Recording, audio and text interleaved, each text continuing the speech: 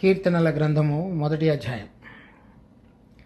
దుష్టుల ఆలోచన చొప్పున నడువక, పాపుల మార్గమున నిలువక, అపహాసకులు కూర్చుండు చోటున కూర్చుండక, యెహోవా ధర్మశాస్త్రమునందు ఆనందించుచు దివారాత్రము దానిని ధ్యానించువాడు ధన్యుడు. అతడు నీటి కాలువల యోరను నాటబడినదై ఆకు వాడక తన కాలమెందు ఫలమిచ్చు చెట్టు వలె ఉండును. అతడు చేయునదంతయు సఫలమగును. దుష్టులు అలాగున ఉండక గాలి చెదరగొట్టు పొట్టువలే నుందురు. కాబట్టి న్యాయ విమర్శలో దుష్టులను, నీతిమంతుల సభలో పాపులను నిలువరు. నీతిమంతుల మార్గము యెహోవాకు తెలియను, దుష్టుల మార్గము నాశనమునకు నడుపును. ఈ కీర్తనల గ్రంథంలో 150 అధ్యాయాలు ఉన్నాయి.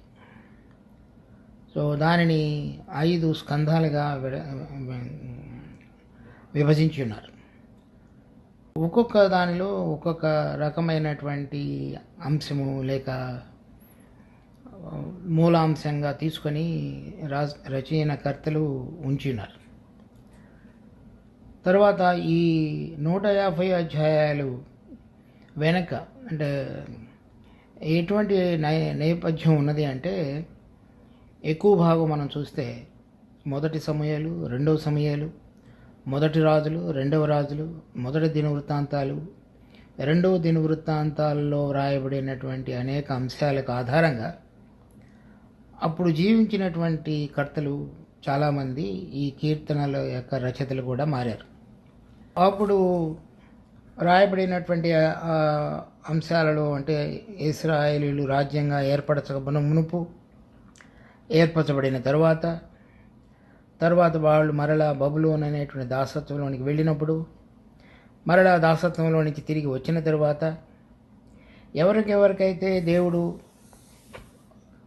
ఒక ప్రధానమైన వ్యక్తులుగా వారి మధ్యలో ఇశ్రాయేలీయులలో ఉంచున్నాడో వారికి దేవుడు తెలియపరిచినటువంటి ప్రవచనం అంటే భవిష్యత్తులో జరగబోయేటువంటి విషయాలను గురించి, ఆ రోజులలో వారి వారి హృదయాలలో ఉన్నటువంటి అనేక దేవునికి భిన్నమైనటువంటి ఆలోచనలు, తలంపులు కలిగినటువంటి మనుషుని యొక్క అవిధేయత హృదయాన్ని గురించి, తర్వాత కొంతమంది భక్తులు ఏ విధంగా దేవుని వైపు చూచి ఆయన ద్వారా నడిపించబడాలనేటువంటి ఆశతో రాసినటువంటి ప్రార్థనల గురించి, తర్వాత దేవుడు వారి ప్రార్థనలు ఆలకించి వారిని నడిపించినప్పుడు వారి హృదయం ఉత్సాహంతో పొంగి సంతోషంతో రాసినటువంటి కీర్తనలు, తర్వాత భవిష్యంలో రాబోయేటువంటి వర్తమాన కాలంలో జరగబోయేటువంటి మన ప్రభు అయిన యేసుక్రీస్తు యొక్క రాకడను గురించి, తర్వాత మొదటిసారి ఆయన వచ్చినప్పుడు కల్వరి శిలువలో చనిపోయి తిరిగి లేచి ఆయన సంఘాన్ని స్థాపిస్తాడు అనేటువంటి అంశాలను గురించి, అవన్నీ కూడా ఒక ప్రవక్తలుగా లేపబడినటువంటి అనేక మంది రాసినటువంటి కీర్తనలు కూడా దీంట్లో పొందుపరచబడ్డారు. చదువుతున్నప్పుడల్లా మన హృదయం యొక్క స్థితిని పరిశుద్ధాత్మ ద్వారా దేవుడు అద్దంలో చూపించినట్లుగా ప్రతి ఒక్క మనిషి హృదయాన్ని చూపించగలుగుతాడు. ఎవరైతే ఆ హృదయం యొక్క పడిపోయినటువంటిది, దేవునికి దూరంగా ఉన్నటువంటి స్థితిని గమనించగలిగారో వారెంతో దీనంగా చేస్తూ రాసినటువంటి ప్రార్థనలు చేస్తూ రాసినటువంటి కీర్తనలు చాలా మనందరికీ ఉపయోగకరం. దేవుని వాక్యం మన హృదయంలో ఉన్నటువంటి స్థితిని ఎత్తి చూపించగలిగేటువంటి సామర్థ్యం కలిగినది. ఆత్మలో మనకు ఒప్పుదల కలుగజేసి మనలను దేవుడికి సమీపంగా నడిపించడానికి లోబడగలిగిన ప్రతి హృదయాన్ని సిద్ధపరిచేటువంటి విధంగా ఉత్తేజపూరితంగా ఆ రోజుల్లో దేవుడు వారిని కీర్తనలను వాడుకున్నారు. సో ఇప్పుడు మనం చదవబోయేటువంటి ఈ కొన్ని కీర్తనలు మరి రాబోయేటువంటి దినాల్లో మనకి ఎంతో లాభకరంగా దేవుని ఆత్మచేత ఆశీర్వదించబడినటువంటి అంశాలుగా మన హృదయంలో ఉన్నటువంటి స్థితిగతులను చూపించి వ్యక్తిగతంగా, కుటుంబపరంగా, సంఘపరంగా మనందరికీ లాభసాధనంగా ఉండేటట్లుగా ఆత్మ వీటన్నిటినీ కూడా మనకి దీవెనకరంగా ఉండాలని కోరుతున్నాం. మనం చదివినటువంటి 1 కీర్తనలో 1వ అధ్యాయంలో 3 వ్యక్తులను గురించి చెప్పి తరువాత 2వ వచనంలో యెహోవా ధర్మశాస్త్రమందు ఆనందించుచు దివారాత్రము దానిని ధ్యానించువాడు ధన్యుడు అని రాశారు. అంటే ఒక వ్యక్తి యొక్క ధన్యత అనేటువంటిది దేని మీద ఆధారపడి ఉన్నది అనేది ఇక్కడ ఈ అధ్యాయంలో చెప్పబడినట్లుగా చూస్తాం మనం. రెండవ వచనానికి ముందు మొదటి వచనంలో ముగ్గురు వ్యక్తులను గురించి చెప్పారు. ఒకటి దుష్టుల ఆలోచన, రెండవది పాపుల మార్గము, మూడవది అపహాసకులు కూర్చుండు. దుష్టుల యొక్క ఆలోచన చొప్పున నడవటం, పాపుల మార్గమున నిలవటం, తర్వాత అపహాసకులు కూర్చున్న చోట కూర్చుండటం. అంటే నడవటం ఉన్నది, నిలవటం ఉన్నది, కూర్చుండటం ఉన్నది. ఆ మూడు మన దినదినం ప్రక్రియలో మనిషిని యొక్క భాగాలు. మనం చేసేటువంటివి, మనం కూర్చునో లేకపోతే నిలుచునో లేకపోతే నడుస్తూనో మనం జీవిస్తూ ఉంటాం. అలా జీవించేటువంటి ప్రక్రియలో ఇవి దుష్టుల ఆలోచనలో నడవటం. అంటే మన లోకంలో దుష్టులు నడిచినట్లుగా నడవకుండా ఉండాలని. తర్వాత పాపుల మార్గమున నిలవటం, అంటే వారికి అడ్డం పడటం కాదు, వాళ్ళు ఎలా ఉంటున్నారో మనం కూడా అలాగే నిలబడటం, లేకపోతే అలాగే ఆలోచించడం అనేది. లేకపోతే అపహాసకులు కూర్చుండని చూస్తుంటాం, అంటే ఇంకా దీర్ఘమైన రీతిలో వాళ్ళు కూర్చుండటం ద్వారా, లేకపోతే వాళ్ళతో సహవాసం కలిగి ఉండటం ద్వారా మనలో నష్టం కలిగించేటువంటి విషయాలు ఏవైతే ఉన్నాయో అవి.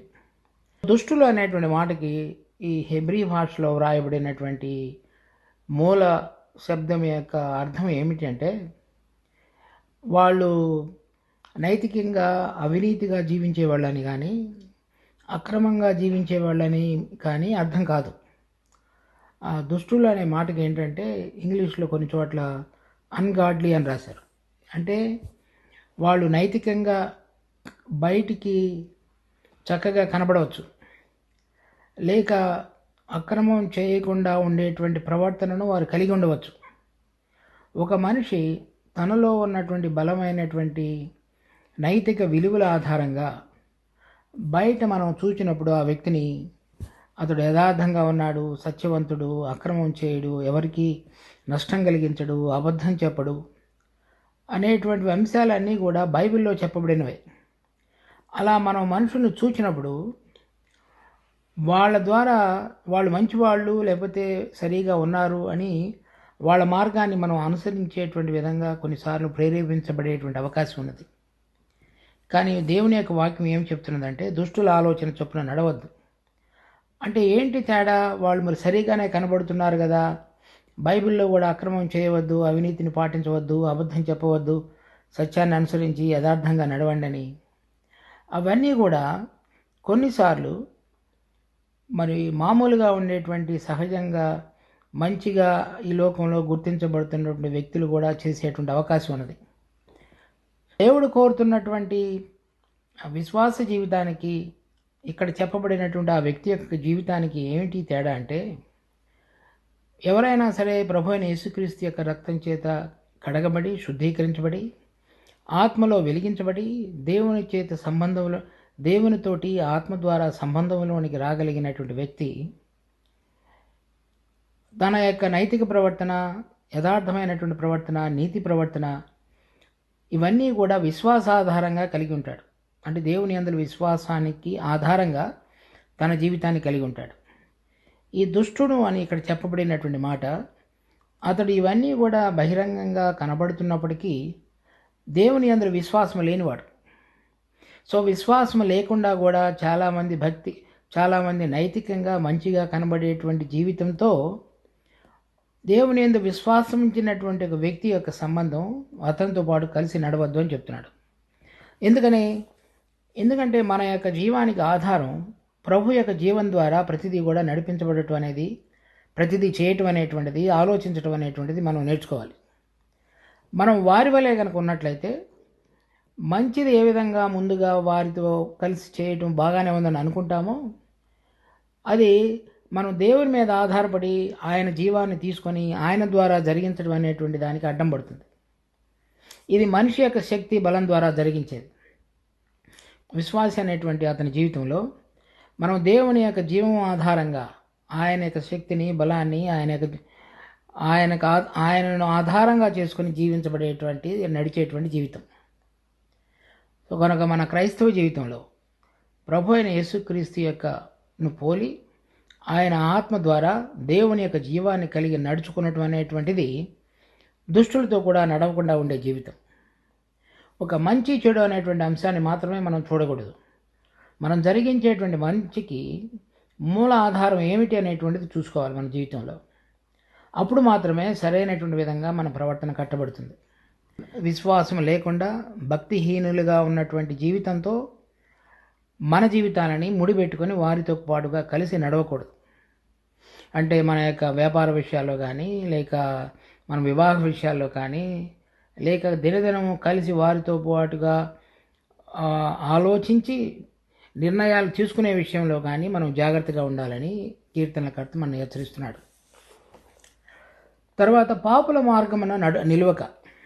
సో పాపు అనేటువంటి మాటకి హెబ్రీ భాషలో అర్థం ఏమిటంటే ఒక ఏదైనా ఒక గమ్యం లేకపోతే గురి అనేటువంటి దానిని తప్పిపోవటం. అంటే దేవుడు ఒక మనిషిని అందరినీ కూడా తనను దేవుడిని మహిమపరచాలని ప్రతి మనిషి పక్షంగా ఒక ఉన్నతమైన ఉద్దేశం కలిగి సృష్టించాడు.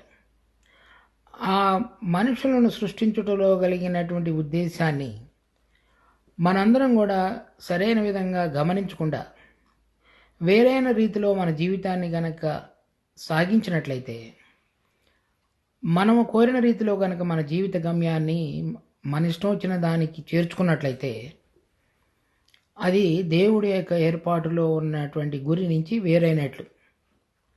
సో ఎవరైతే లోకంలో వాళ్ళ స్వార్థం కొరకు, వాళ్ళ యొక్క పేరు కొరకు, ప్రఖ్యాతుల కొరకు వారు ఉద్దేశించినది సఫలపరచుకొనటానికి నడిచేటువంటి ప్రతిదీ కూడా దేవుని యొక్క నామానికి, దేవుని యొక్క జీవానికి వెలుపల జీవించేటువంటిది, దేవుని ప్రణాళికకు వేరైనటువంటిది అంతయు కూడా పాపుల మార్గం. కనుక వాళ్ళతో పాటుగా కనుక మనం కూడా కలిసి నిలబడినట్లయితే, అంటే దేవుడు మనపక్షంగా కలిగినటువంటి ఉద్దేశాన్ని సఫలపరుచుకునేటువంటి గమ్యం నుంచి వేరైనటువంటి గురి వద్దకు కనుక మన క్రైస్తవ జీవితం కనుక పరిగెత్తుతున్నట్లయితే అది పాపుల మార్గమున నిలవబడటం. ఉదాహరణకి దేవుడు మనల్ని పిలిచినటువంటి ఉద్దేశం మన పాపాలు క్షమించబడి మనలో పరిశుద్ధీకరణ కార్యం సంపూర్ణం చేయబడి మనం ప్రభు అయిన యేసుక్రీస్తు వచ్చినప్పుడు తిరిగి లేవనెత్తబడాలనేటువంటి నిరీక్షణతో మనకు అనుగ్రహించబడినటువంటి రక్షణను భయంతోనూ వణుకుతోనూ కొనసాగించాలి. పాపుల మార్గము దీని యొక్క ఈ ప్రణాళికకు భిన్నంగా ఉంటుంది. వాళ్ళు ఇక్కడున్నటువంటి ఈ లోకాన్ని సరైనటువంటి విధంగా జీవించటం అంటే వాళ్ళ ఉద్దేశంలో ఇక్కడున్న దాన్ని సంతోషించటం. ఇక దీని విషయంలో నిజమైనటువంటి విధంగా ఇక్కడున్నటువంటి దురాశలు, ఇంకా ఇతర విషయాలు, డబ్బు లేకపోతే ప్రఖ్యాతులు, దాని విషయమైనటువంటి ప్రాకులాడతోటి ఇక్కడ గురి కాగలిగినటువంటి జీవితం. మరి దేవుడు మనలో ఉంచబడినటువంటి ఒక ప్రాణం అనేటువంటిది ఈ లోకాన్ని విడిచిపెట్టి వెళ్ళిన తర్వాత కూడా దేవుని యొక్క తీర్పులోనికి రాబడుతుంది.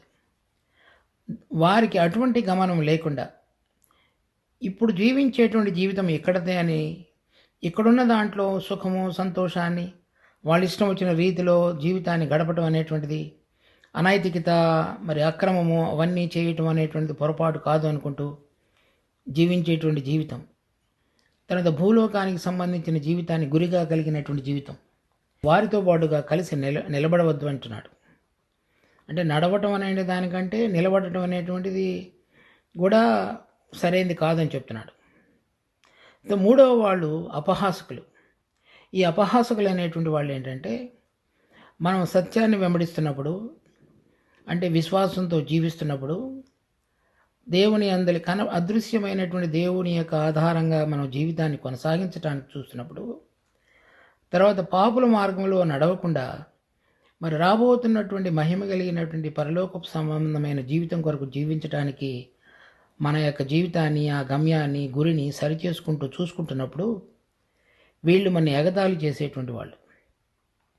ఎందుకంటే వాళ్ళకి దేవుడి అందరి భయం కానీ, దేవుని అందు నమ్మకం కానీ లేదు. తర్వాత చనిపోయిన తరువాత దేవుడి యొక్క లెక్కలోనికి నా జీవితం రాబడుతుందనేటువంటి తీర్పును గురించినటువంటి భయం లేదు. అది వారి యొక్క ఆలోచన సరళికి భిన్నంగా మన యొక్క సరళి ఉంటుంది. కాబట్టి వాళ్ళు దేవుని యందు భక్తి కలిగినటువంటిది, విశ్వాసంతో కూడిన జీవితము, పరిశుద్ధంగా జీవించడానికి ప్రయత్నం చేసే ప్రతి జీవితాన్ని గురించి వారు ఎగతాళిగా చేసి మన హృదయాలను కించపరిచేవారుగా ఉంటారు.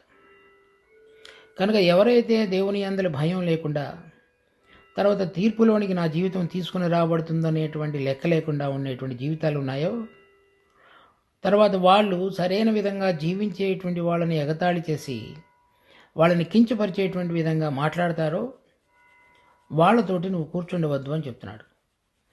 ఎందుకంటే మనం కూడా అటువంటి విధమైనటువంటి మెల్లగా సరళిలోనికి తీసుకుని రాబడి విశ్వాసులను కూడా మనం కొన్నిసార్లు ఆ విధంగా కించపరిచే విధంగా మాట్లాడేటువంటి అవకాశాలు ఉంటాయి.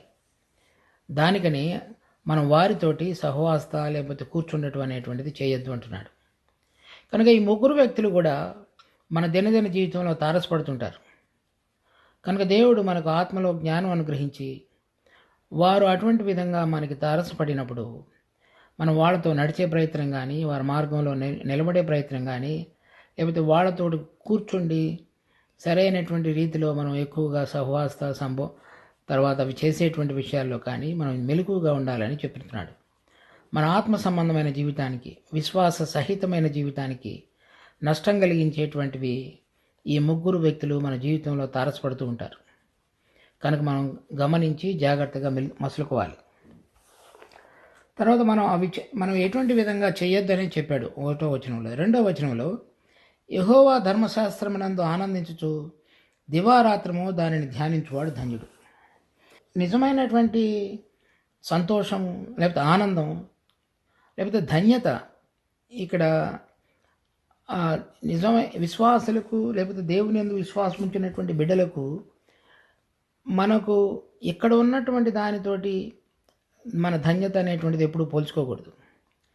లేక మన ప్రభు అయిన యేసుక్రీస్తు ఈ లోకంలోనికి వచ్చి మన పాపాల నిమిత్తమై చనిపోయి మనకు ఉచితంగా అనుగ్రహించబడినటువంటి నిత్యజీవం అనేటువంటి వరం అనేటువంటి దానితోటే మనం సంతృప్తి కాకుండా సంపూర్ణమైనటువంటి ధన్యతలోనికి రావటం అంటే ఏంటంటే మన ప్రభు మన పక్షంగా కలిగినటువంటి మొత్తము ప్రణాళికను మనం అర్థం చేసుకొని దానిలో కలిగినటువంటి ఆనందంలోనికి మనం రావాలి.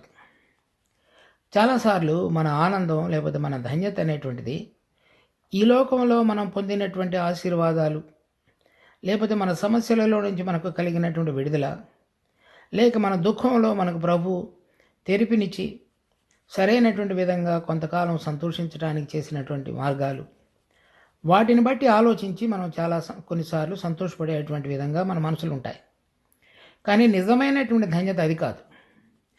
ఒకవేళ ఎవరైనా అపహాసకులు కానీ లేకపోతే దుష్టులు మనని ఇబ్బంది పరిచినప్పటికీ, పాపులు మనం వారి మార్గంలో నడవటం లేదని మనల్ని కించపరిచినప్పటికీ, లేక అనేక సమస్యల ద్వారా మన హృదయాలు ఎంతో భంగపడి జరగవలసినటువంటివి జరగనప్పుడు కానీ, లేక అనేకమైన జీవితంలో ఎదురు దెబ్బలు తగిలినప్పటికీ కానీ మన ప్రభు మనతో ఉండటం ద్వారా కలిగేటువంటి సంతోషం యొక్క అనుభవంలోనికి మనం రావాలి.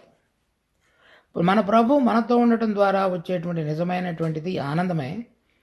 అది సరైనటువంటి ధన్యతగా మనం గుర్తించాలి. మన విశ్వాసులు అయినప్పటికీ కూడా చాలాసార్లు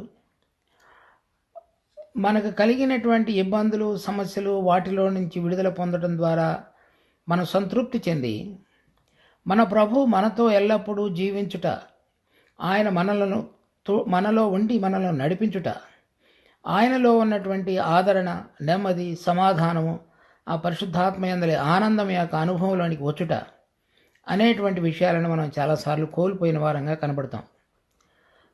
కనుక దేవుడు ఏం కోరుతున్నాడంటే ఇక్కడ ఈ లోకంలో ఉన్నటువంటి స్థితిగతులను బట్టి కాకుండా, పరిస్థితులను బట్టి కాకుండా, మనము పరలోకం నుంచి వచ్చేటువంటి నిజమైనటువంటి సమాధానము, ఆయన మన హృదయాలలో జీవించి విశ్వాసం ద్వారా మనల్ని చక్కగా నడిపించి పరలోక సంబంధమైనటువంటి రాజ్యానికి సిద్ధపరచుట అనేటువంటి ఆధారంగా మన జీవితం నడిపించబడాలి.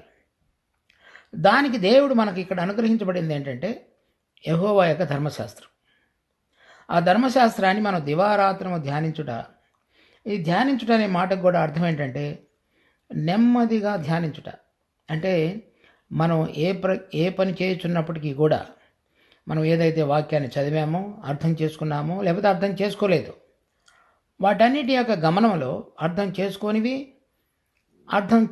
అర్థం కావాలని దేవుడిని అడిగాడు. అర్థం చేసుకున్నవి మన జీవితంలో ఏ విధంగా అన్వయించుకొని ఆ రోజు అంతటిలో కూడా ఆ వాక్యం యొక్క క్రమంలో విశ్వాసం ద్వారా మనం జీవించాలో అది నేర్చుకోవటం.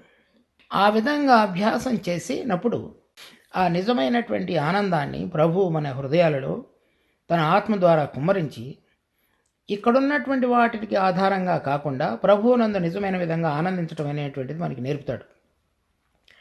చాలాసార్లు మనం చూస్తున్నటువంటి విషయాలు, ఇక్కడ ఉన్నటువంటి మన కళ్ళు వాటిని చూసి, లేకపోతే ఇక్కడ మనం వింటున్నటువంటి మాటలు వాటిని విని వాటి యొక్క ఇంద్రియ శక్తి ద్వారా వాటిని ద్వారా మనం నడిపించబడుతున్నాం. అలా కాకుండా దేవుని వాక్యాన్ని చూచినప్పుడు దేవుడు ఏం మాట్లాడుతున్నాడు, మరలా ఆయన ఎప్పుడు రాబోతున్నాడు, దాని కొరకే మనం ఏ విధంగా సిద్ధపాటులో జీవించాలి, కనుక ఇప్పుడు నా జీవితంలో కలిగిన పరిస్థితులన్నీ కూడా ఈ వాక్యానుసారమైనటువంటి జీవిత క్రమానికి అలవాటు పడటానికి ఏ విధంగా పనికి రావాలి అనేది కనుక మనం అభ్యాసం చేస్తూ జీవించినట్లయితే అది నిజమైనటువంటి ధన్యతగా ప్రభువు చెప్తున్నాడు. కనుక ఇప్పుడైనా మన జీవితంలో మనకి ఇక్కడ కలిగినటువంటి సంతోషం అనేటువంటిది కాకుండా పరలోకం నుంచి వచ్చేటువంటి నిజమైనటువంటి ఆనందం, రెండింటికి తేడా చూడండి. ఒకటి సంతోషం, ఒకటి ఆనందం. సంతోషం అనేటువంటిది ఈ లోక సంబంధమైనటువంటి విషయాలను పొందడం ద్వారా కలిగేది. ఆనందం అనేటువంటిది నిజమైనటువంటిది, పరలోక సంబంధమైనటువంటిది, ప్రభు మన హృదయాలలో కుమ్మరించేటువంటిది. అది ఆయన మనలో ఉండటం ద్వారా కలిగేటువంటిది.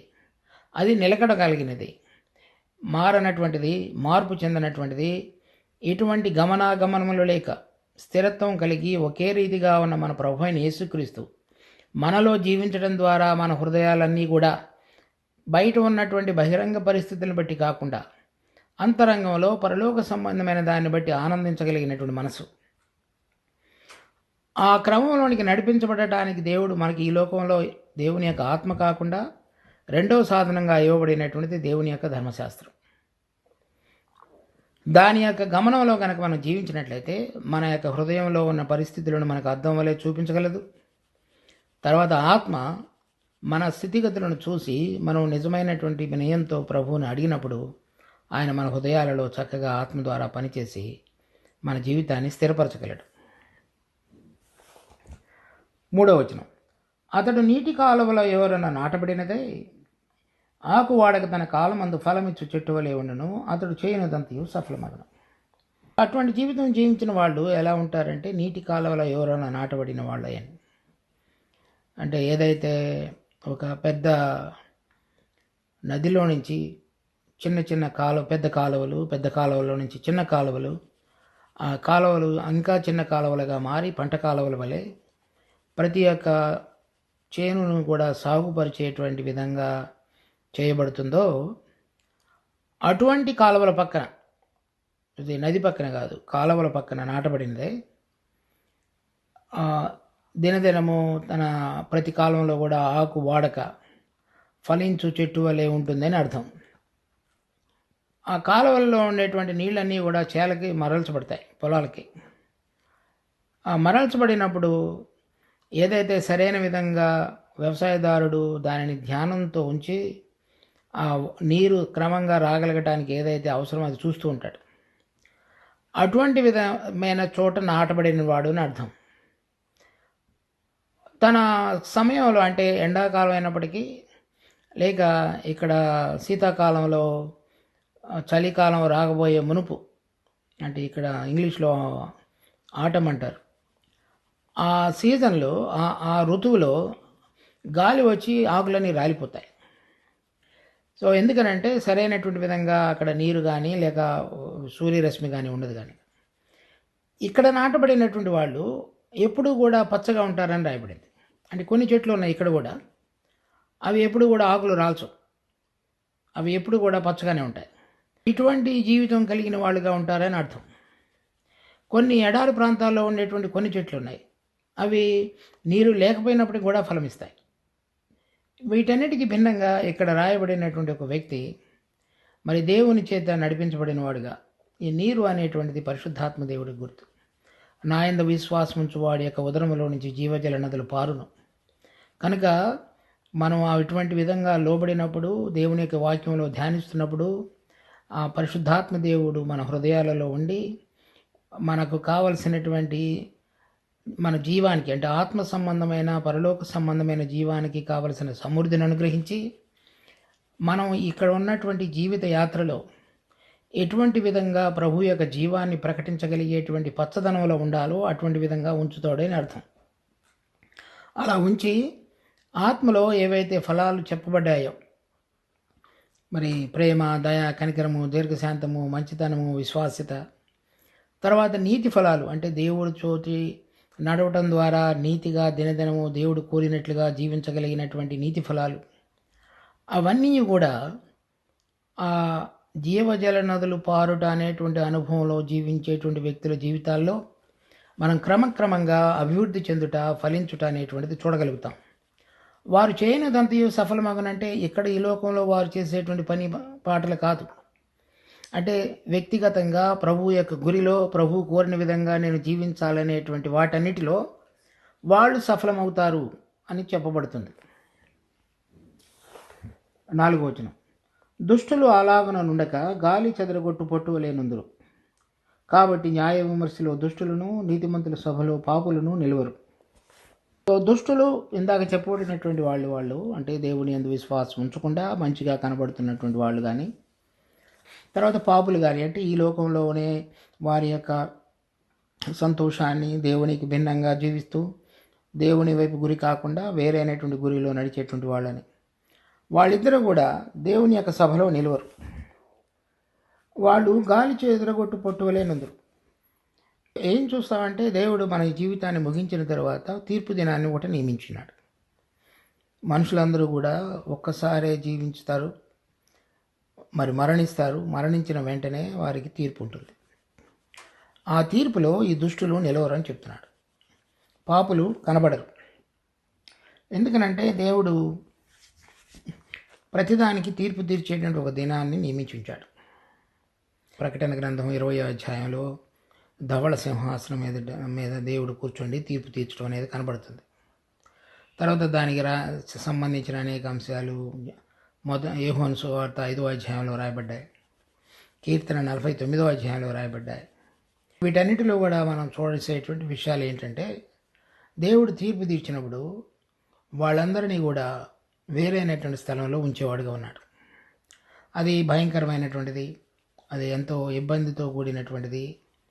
ఇప్పుడు వారు దేవుడి లేకుండా, అక్రమంగా, భక్తి లేకుండా, విశ్వాసరహితంగా జీవించిన జీవితాలు దేవుడు అప్పుడు పరిగణనలోకి తీసుకుని వారందరినీ కూడా మరి వారికి కలుగజేసిన అవకాశాల్లో కూడా వారు దేవుడిని తృణీకరించిన జీవితానికి పరిణామంగా బదులుగా దేవుడు తీర్పు తీర్చి వారిని రాబోయేటువంటి మహిమ కలిగినటువంటి మరి 1000 సంవత్సరముల పరిపాలనలో కానీ, దాని తరువాత సంభవించబోయేటువంటి నిత్యరాజ్యంలో కానీ వారికి చోటు లేకుండా చేస్తాడు. కనుక ఆ రెండింటినీ కూడా వారు ఇప్పుడు గమనించరు. మనము దేవుని యొక్క సభలో, నీతిమంతుల యొక్క సన్నిధిలో, నీతిమంతుల సభలో దేవుని సన్నిధిలో నిలబడగలగటానికి పైన చెప్పబడినటువంటిది మనం ఏ విధంగా మన యొక్క జీవితాన్ని కాపాడుకొని వాక్యాన్ని యొక్క ఆధారంగా ఆత్మ ద్వారా నడిపించబడినటువంటి జీవితాన్ని కలిగి ఉండాలనేది చూస్తాం. తర్వాత 6వ వచనం, నీతిమంతుల మార్గం యెహోవాకు తెలియను, దుష్టుల మార్గం నాశనముకు నడుపు.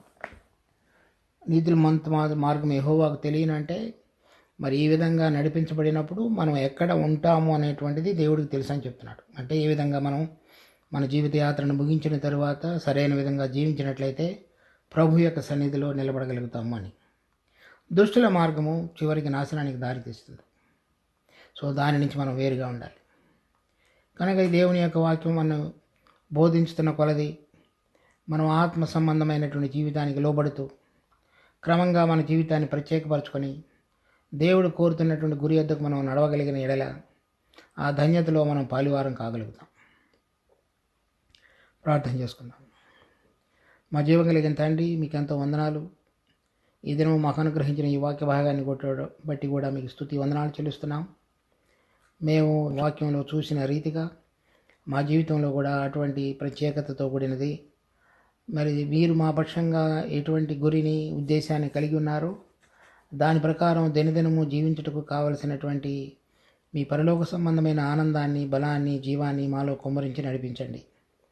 మేము మా శక్తిని ఆధారంగా, మా బలం ఆధారంగా, లేక లోకం యొక్క క్రమమును పోలి నడుచుకొనక, మీరు ప్రతి దాంట్లో కూడా వాక్యానుసారంగా ఏది చెబుతున్నారో, ఏది కావాలంటున్నారో దానికి అనుగుణంగా మా జీవితాన్ని మరల్చుకోవటానికి మాకు సహాయపడండి. మేము నీటి కాలువన పక్కన నాటబడినటువంటి చెట్టు వలె మేమెంది విశ్వాసం ఉంచడం ద్వారా జీవజల నదులు మా హృదయాలలో నుంచి పారి, మా శరీరం, మా యొక్క ఆలోచనలు, మా సరళి, మా ప్రవర్తన, మాటలు అవన్నీ కూడా తడిపి పరలోక సంబంధమైన వ్యక్తిని పోలినగా దినదినము నడుచుకునగలగటానికి మీ యొక్క కృపను మాకు ప్రసాదించి నడిపించమని ప్రార్థిస్తూ మీ దగ్గరికి వస్తున్నాం. మరి ఈ దినం అంతటిని కూడా మాకు ఆశీర్వాదకారణంగా మార్చి మీకు ఏర్పాట్లో జీవించగలగటానికి మాకు కృప కనపరచండి. మేము చదివిన వాక్య భాగాలు అవి మేము దినదినమంతటిలో కూడా ధ్యానించుతూ, ఆ ధ్యానంలో, ఆ వెలుగులో మా యొక్క నడవబడిని మేము సరిదిద్దుకుంటూ ఉండగలిగినటువంటి కృపను మాకు ప్రసాదించండి. మీరు మహిం పొందమని మా రక్షకుడు ప్రభు అయిన యేసు నామమున అడిగి వేడుకుంటున్నాం తండ్రి. ఆమేన్.